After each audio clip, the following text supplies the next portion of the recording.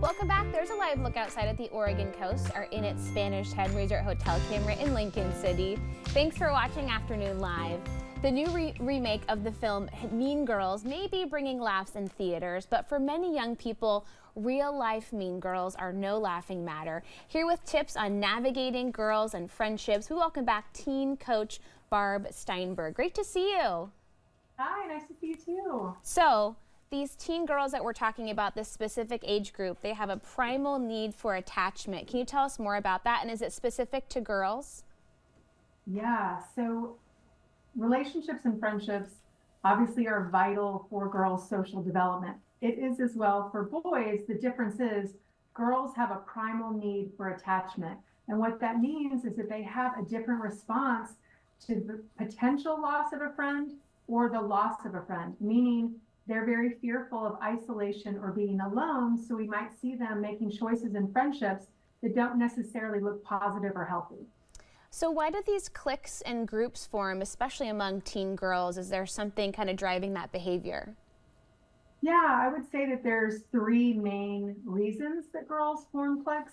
One is to explore common interests, so we like horses or we're super into volleyball. Another might be to explore control, so that has to do with power and learning how to use your power in relationships. And there's one more and it's totally escaping my mind. We can circle back. Let's talk about frenemies. I think a lot of us have experienced this as teenagers and as adults, right? Not that much changes, you know, when you really get down to it after high school. So how can we help girls navigate those frenemy relationships? Yeah, the on and off again relationship with girls is common. You know, one week they're friends, the next week they're not speaking. So we do need to help our girls navigate that. It's tricky. What we want to do is we don't want to speak too negatively about their friend today because or their enemy today because it might be their friend tomorrow. So we want to ask non-judgmental questions that are self-reflective, like, tell me what you like about this friend and what are you looking for in a friend? What are your top 3 qualities? When is the last time this friend showed you those qualities? So you're sort of holding up a mirror to gently have her reflect on her friendship, what's working and what's not working, and also giving her some strategies. If she is in the enemy stage of the frenemy situation, then maybe we can suggest to her, how would you feel about sitting on the other end of the table in the cafeteria from her for however long this issue's going on? Or maybe when you're with her and in her presence, you're not sharing really personal, private information that could be used against you. You're just going to keep it light. So tell me about this idea that you have called friend dating. What does that mean? What does it look like? So we want our girls to be resilient and we want them to have options and to be nimble. So we want them to look at the landscape of their campus and consider who is a potential new friend. Maybe it's 1, maybe it's 3 girls or guys. And then what's my pickup line going to be? How am I going to start this conversation? Am I going to ask her to be my science partner? Am I going to ask her what she did last weekend? And how am I going to keep this conversation going? It sounds like a no-brainer for adults, but girls really do need these friendship skills to learn how to communicate, start the conversation, keep it going.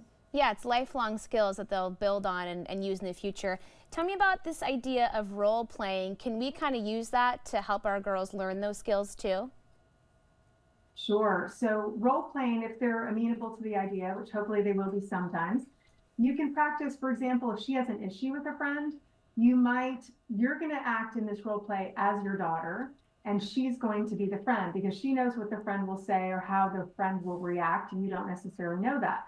So you're going to give her some language of how she can respond in a respectful or kind or maybe a little bit more direct way. And then you're going to switch, and she's going to practice this new language so that she can feel more prepared when she's face to face having this conversation. That's a great idea. So inevitably our girls are going to get hurt. They're tough on each other at times. If you do have a daughter or a loved one who's hurt by a friend, how can you help them out in that situation? Yes, that is super hard if you're a parent or a caregiver to see your daughter struggling in a friendship or relationship. So the first thing we want to do is we don't want to dismiss her pain. We want to honor her pain. So we don't want to say, oh, I'm sure she was just joking. She didn't mean it. It's just a phase. It'll pass. That's sort of dismissive. So what we want to do is honor the pain by being empathetic, by saying something like, I'm really sorry you're going through this. I can see that it's really hard, and I'm sorry about that. So I'm now letting her know, I'm with you, I see you, I get you. She's feeling understood. And then after she's gotten it all out, and she's talked it all out or cried it all out, and then what we'll do is we'll ask her, do you want to talk about how you might want to handle this?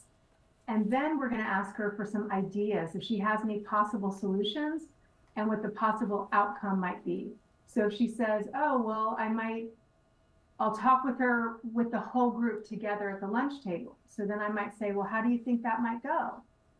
And then she might say, well, I could talk to her one-on-one. And I might say, how do you think that might go? So I'm teaching her solutions, outcomes. That's a great way to kind of lead her to the right answer without, she'll find it on her own, and then she'll feel like mom didn't really coach her along the way. And that's what they want to do at the end of the day, right? Thank you so much. It was great chatting with you today.